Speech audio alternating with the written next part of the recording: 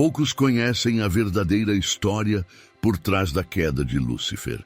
O que será que passou pela mente de Lúcifer, a ponto de ele se rebelar contra o próprio Criador? A resposta pode chocar, mas ela revela muito mais do que uma simples narrativa bíblica. Ela expõe algo que habita dentro de cada um de nós hoje. Fique até o final. Neste vídeo, você vai descobrir detalhes profundos sobre a queda de Lúcifer que talvez nunca tenha visto antes. E o melhor de tudo, como você pode triunfar com vitória. Lúcifer, antes de se tornar o adversário de Deus, era uma das criações mais exaltadas do Senhor. A Bíblia o descreve com grande admiração, destacando sua beleza, sabedoria e proeminência entre os anjos. Em Ezequiel 28, 12 e 15, ele é comparado a um querubim ungido e chamado de o selo da perfeição, cheio de sabedoria e formosura. Esse título não era dado a qualquer criatura.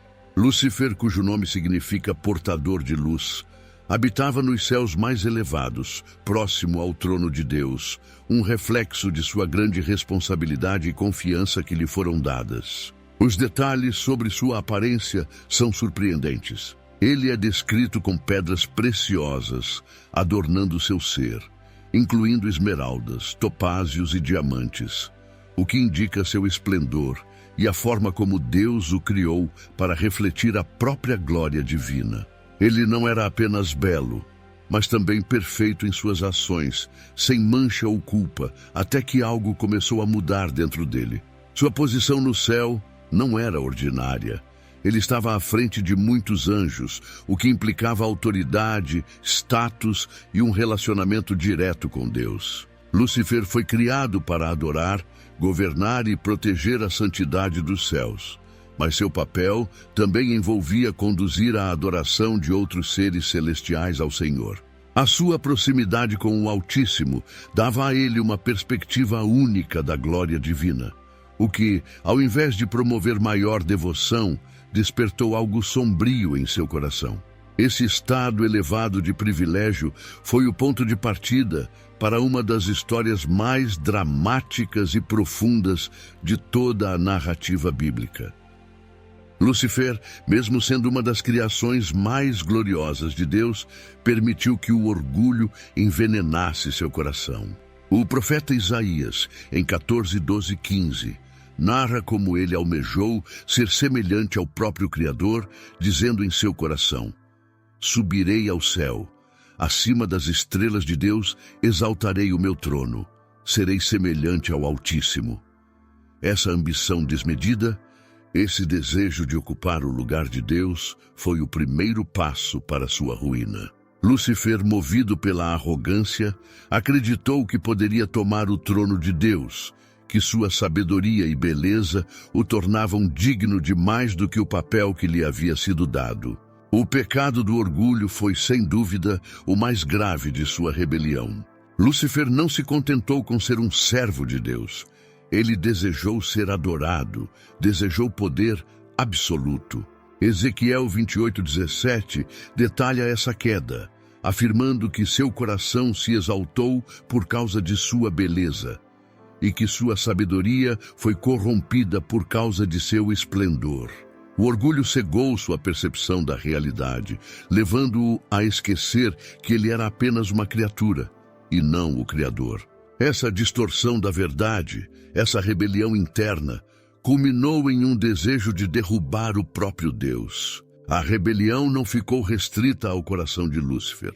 Ele conseguiu seduzir uma parte dos anjos, incitando-os a se juntar ao seu motim contra Deus. O livro de Apocalipse, em 12:4, sugere que 1/3 dos anjos foi arrastado por ele, formando um exército celestial insurgente.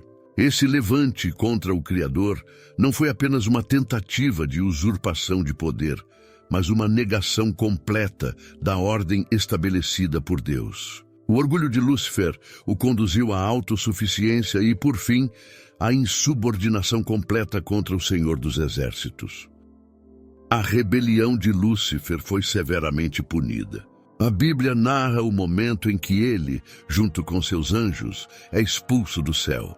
Apocalipse 12, 7 e 9 descreve essa batalha celestial, onde o arcanjo Miguel e seus anjos lutaram contra Lúcifer e seus seguidores. Foi uma batalha épica, com consequências cósmicas. A insurreição de Lúcifer fracassou e ele foi lançado à terra com seus anjos, derrotado, caído de seu posto de glória.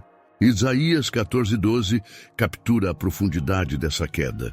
Como caíste do céu, ó Lúcifer, filho da alva, como foste lançado por terra, tu que debilitavas as nações. O impacto dessa queda foi imenso. Lúcifer, que outrora andava entre os querubins, perdeu seu esplendor e foi transformado em Satanás, o adversário. A partir desse momento, seu objetivo passou a ser corromper a criação de Deus e destruir tudo o que é bom e puro. A expulsão do céu não foi apenas uma remoção física, mas uma separação eterna de Deus. Lúcifer foi destituído de sua posição celestial e condenado a viver na sombra da escuridão. A batalha, porém, não acabou no céu. Ela se estendeu à terra, onde Satanás começou a tentar a humanidade, como vemos no relato da tentação de Adão e Eva no Jardim do Éden, Gênesis 3. A queda de Lúcifer marca o início de uma guerra espiritual que se estende até hoje. Ele se tornou o príncipe deste mundo, buscando corromper e desviar os seres humanos da verdade de Deus. Embora tenha sido expulso do céu, seu poder de sedução e engano ainda age sobre a terra. Apocalipse 12:12 adverte: ai da terra e do mar, porque o diabo desceu até vós, cheio de grande ira, sabendo que pouco tempo lhe resta. Essa guerra entre as forças do bem e do mal continua a ser travada em um plano invisível, mas com reflexos diretos em nossas vidas. O orgulho que levou à queda de Lúcifer encontrou eco no coração da humanidade desde o princípio. Quando Satanás, na forma de uma serpente, tentou Eva no Jardim do Éden, ele usou a mesma estratégia que o condenou, a promessa de se tornar como Deus. Gênesis 3:5. A tentação de Eva foi alimentada pelo desejo de obter conhecimento e poder, algo que ressoou diretamente com o pecado de Lúcifer. Assim como ele desejou ocupar o lugar do Criador, os primeiros seres humanos foram seduzidos pela ideia de se tornarem iguais a Deus, distorcendo a harmonia perfeita que havia entre eles e o Senhor. Esse reflexo do orgulho é visível ao longo de toda a história bíblica. A Torre de Babel, Gênesis 11, é outro exemplo claro de como o desejo humano de se exaltar sobre os outros e sobre Deus leva à ruína. A humanidade, unida por uma língua comum, tentou construir uma torre que chegasse aos céus, desafiando a soberania divina. Deus interveio, confundindo suas línguas e dispersando-os pela terra.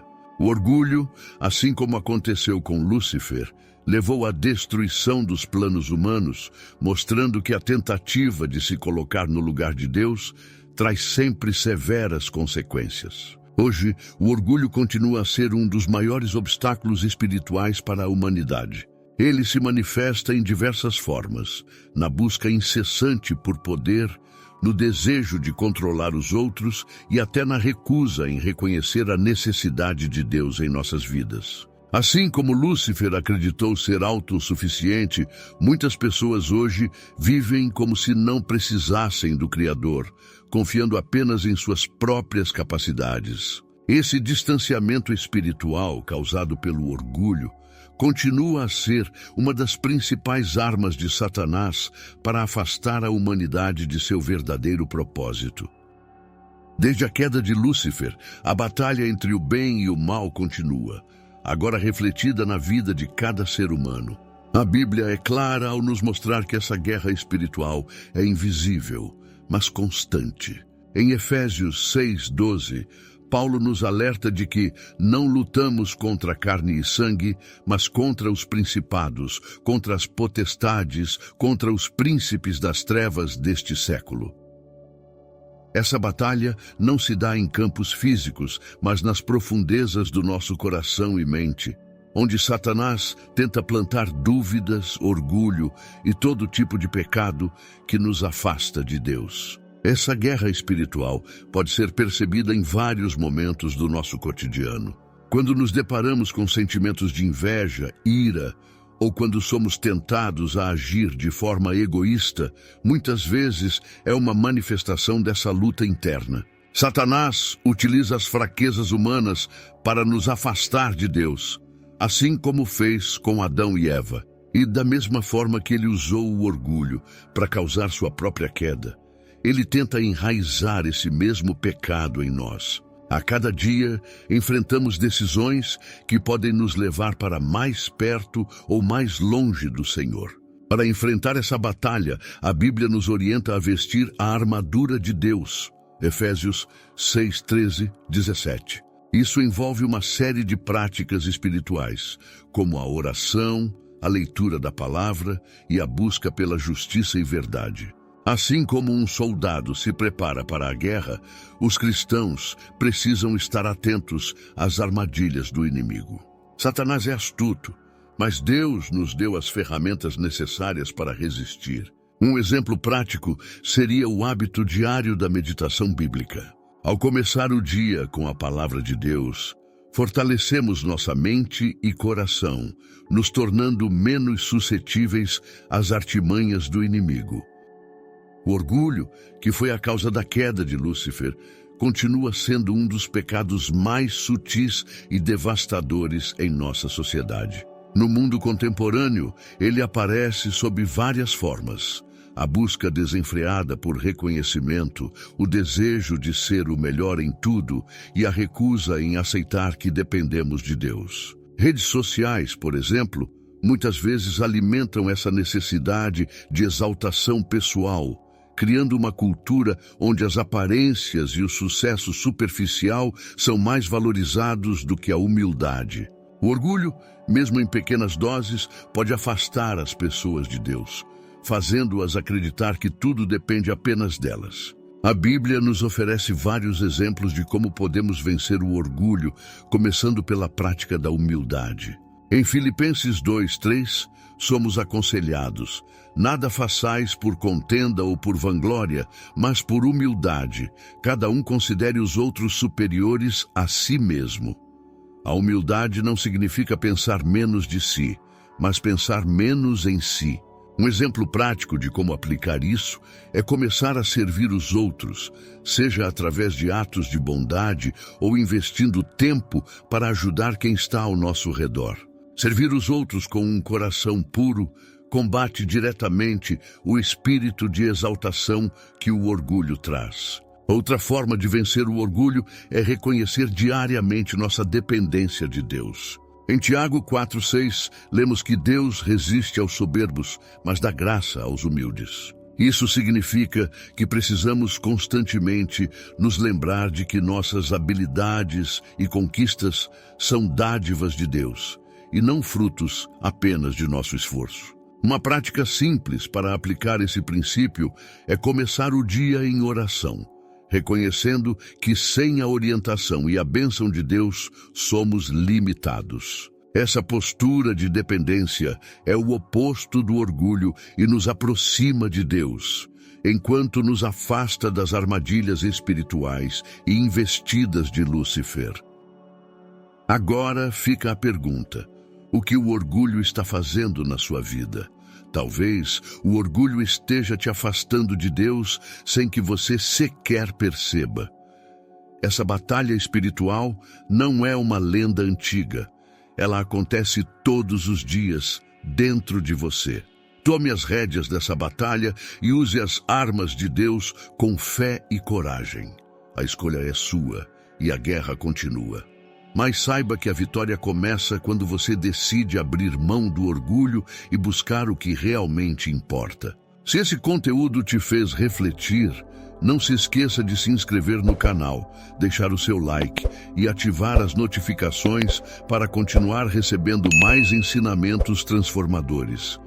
Juntos, vamos aprender a vencer as batalhas espirituais que enfrentamos diariamente.